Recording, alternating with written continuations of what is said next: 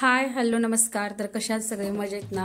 तर आज घराची ना डीप क्लिनिंग करून घ्यायची आहे. कारण तर साधारण 5-6 दिवसा म्हणजे रविवारी ना आपल्याकडे गुढीपाडवा आहे. त्या संदर्भात सगळं घर ना डीप क्लिनिंग करून घ्यावं म्हटलं. सकाळी ते मी स्वयंपाक करून घेतला होता, साहेबांना टिफिन द्यायचा होता म्हणून सकाळी सगळं स्वयंपाक देखील उरकून घेतलं आणि घर साफ करायला घेतलं. किचनना भरपूर दिवस झालं होतं की क्लीनच नव्हतं केलं. म्हटलं की सगळंच क्लीन करून घ्यावे, जे की भांडे वगैरे असतात ते देखील घासून घ्यावे आणि किचनमध्ये ना जे जास्तीचा पसारा झाला आहे तो देखील व्यवस्थित करून घ्यावा.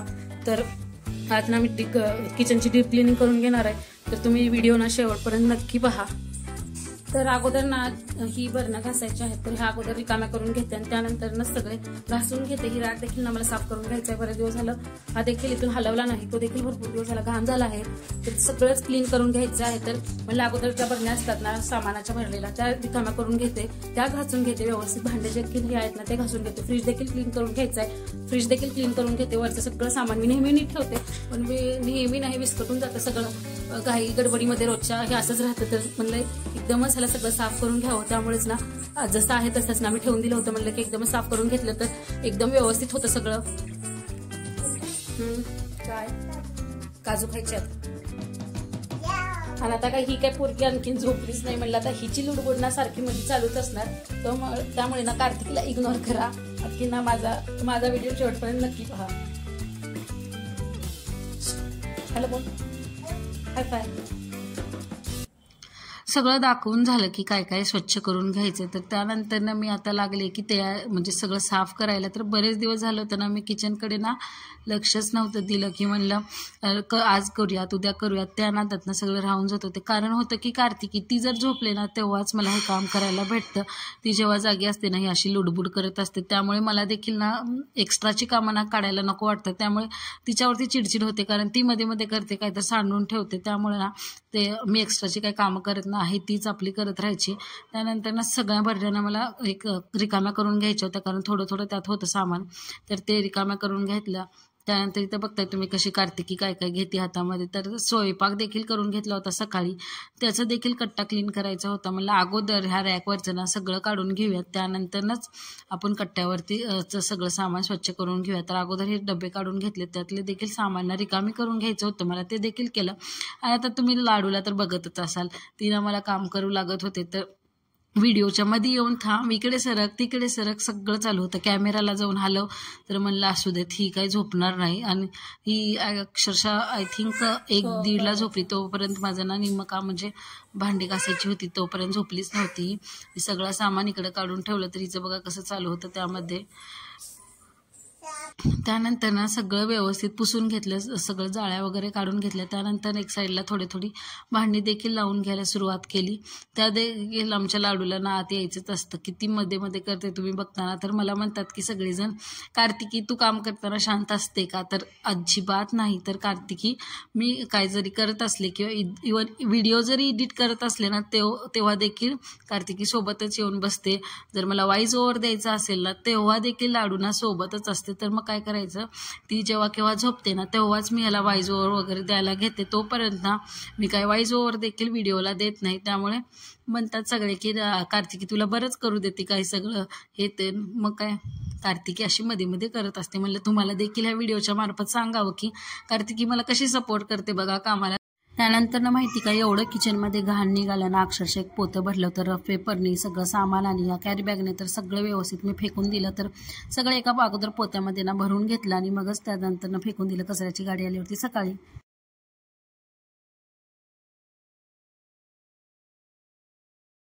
त्यानंतर ना आता किचनवरती क्लीन करायचं होतं. तर मिक्सरला ना अगोदर ओल्या कपड्यानं मी पुसून घेतलं. थोडंसं ओल्या कपड्यानं पुसून घेतलं की त्याला घाण जे लागलेलं असतं ते देखील चिकट निघून गेलं. त्यानंतर ना मिक्सरच्या बॅक साईडला देखील थोडंसं जाळ्या वगैरे लागल्या होत्या, त्या देखील ना मी आपल्या वापरातला जो ब्रश असतो ना त्याने साफ करून घेतल्या. ते व्यवस्थित काढून घेतल्या त्याच्या जाळ्या वगैरे. ते बॅक साईडनं देखील क्लीन करून घेतलं.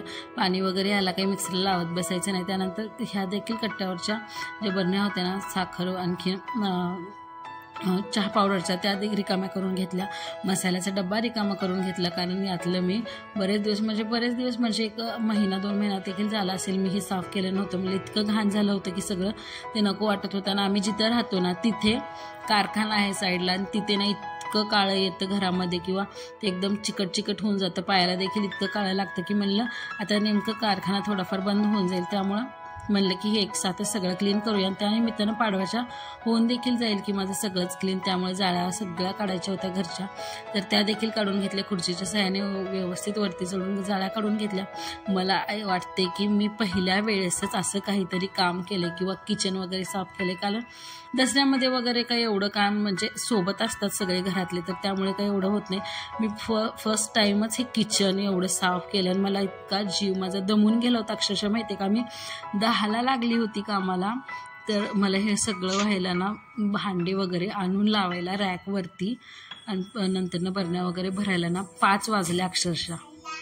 त्यानंतर ना किचन देखील ना एकदम ऑइली झालं होतं, त्याला देखील ना साबणाने अजून घासणीनं ना घासून घेतलं, त्यामुळे इतकं चकाकत होतं ना, असं एकदम छान फील येत होतं की म्हणजे आता मी तुम्हाला सांगते की किचन माझं इतकं छान वाटतं ना, मला क्लीन केल्यावरती ना एकदम भारी वाटतं. असं वाटतं की प्रत्येक गृहिणीलाच वाटतं की आपलं किचन ना एकदम नेटकं क्लीन असावं, त्याच टाईप ना मला देखील वाटत होतं. एकदम छान वाटत होतं ना क्लीन केल्यावरती, एकदम मस्त वाटतं किचन क्लीन केल्यावरती. आपले सामान व्यवस्थित जागच्या जागी असल्यावरती, आणि प्रत्येक गृहिणीचं एकच स्वप्न असतं की आपलं क्लीनच असावं किचन, आणि नेमकं किचनपासूनच आपली सुरुवात होती घराची.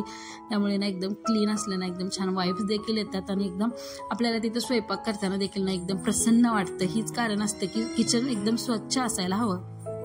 त्यानंतर ना किचन ओटा व्यवस्थित घासून घेतला. त्यानंतर भांडी घासायला घेतली, तर भांड्यामध्ये ना जी रोजच्या वापरातली बरणी होते ना त्या व्यवस्थित घासून घ्यायच्या होत्या, कारण त्या स्वयंपाकाचा हात लागून ना एकदम चोपट देखील बनतात, आणि प्लॅस्टिकचे डबे असतात ना ते देखील जरा चोपट बनली होती तेव्हा स्वयंपाकामुळे, तर ती व्यवस्थित घासून घेतली.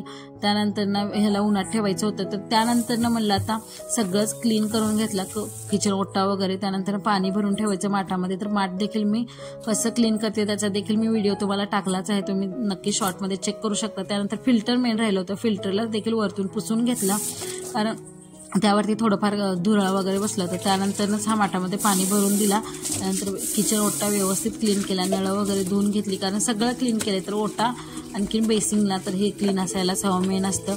त्यामध्ये घाण वगैरे काहीच बिलकुल नसायला हवे. त्यानंतर ते क्लीन करून घेतलं, आणि माझ्या दिवसांना इतका कामामध्ये गेला ना सगळा, मी तुम्हाला सांगते कामाचं. इव्हन दसऱ्यामध्ये देखील मला एवढं काम लागलं नसेल, ते आजच्या दिवशी लागले. त्यानंतर हे झालं किचन रूममधलं. तर त्यानंतर ना मला हे रॅक बाहेर ठेवलेलं हे देखील ना मला घासून घ्यायचं होतं, कारण हे देखील ना बऱ्याच दिवसानंतर मी घासायला काढले होते, कारण बरेच दिवस झाले त्याला घासलं नव्हतं, त्यामुळे हे देखील ना धुरळाने एकदम भरलं होतं. तर म्हणलं असंच पुसून घेण्यापेक्षा याला घासून ठेवलेलं परवडतंय. एक साईडला ना माझी सगळी आवरावरी चालू होती, आणि त्या दुसऱ्या साईडला माझी पोरगी बघा काय करत होती, सगळा पसारा घालून ठेवत होती. म्हणलं बाई खेळ, तुला काय खेळायचं ते, कारण ही जर एकदा माझ्या कामात आली ना तर मला 1 तास लागणारं काम ना तिथे 2 तास लागणार, आणि ही नुसती लुडबुड करत बसणार, त्यामुळे माझी देखील चिडचिड होणार. म्हणलं त्यानंतर ना आता मी फ्रीजवरची साईड आवरायला घेतली, तर हे देखील ना भरपूर वेळेस घाण होतं. त्यामध्ये ना मला साहेबांनी दिलेला ॲनिव्हर्सरीचा गिफ्ट भेटला, जो की कप होतं. त्यानंतर व्यवस्थित सगळं साईडला करून घेतलं, आणि फ्रीजवरचा भाग ना पुसून घेतला. हे मी नेहमी पुसत असते, तर कुठून एवढा धुराळा येतो काय माहिती घरामध्ये, तर ते देखील पुसून घेतलं. म्हणलं हेच किती पुसावं, तर व्यवस्थित सगळं क्लीन करून घेतलं. त्यामध्ये देखील आमची लाडूबाई आलीच बघा लुडबुड करायला, काहीतरी वडावडी काही करणारच नेमकी. नंतर व्यवस्थित सगळं लावून घेतलं. अगोदर आवरायच्या किती भरपूर पसारा होता, त्यानंतर बघा थोडाच पसारा आला त्यावर.